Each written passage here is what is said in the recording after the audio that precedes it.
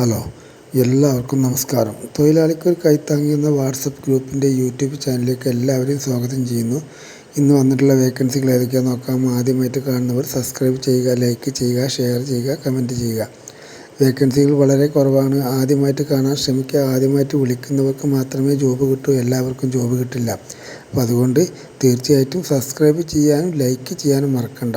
നിങ്ങൾ സബ്സ്ക്രൈബ് ചെയ്തിട്ടുണ്ടല്ലോ എന്ന് വിചാരിച്ച് നിൽക്കണ്ട. ലൈക്കും കൂടി ചെയ്ത് കാണുമ്പോഴേ പെട്ടെന്ന് നോട്ടിഫിക്കേഷൻ വരും.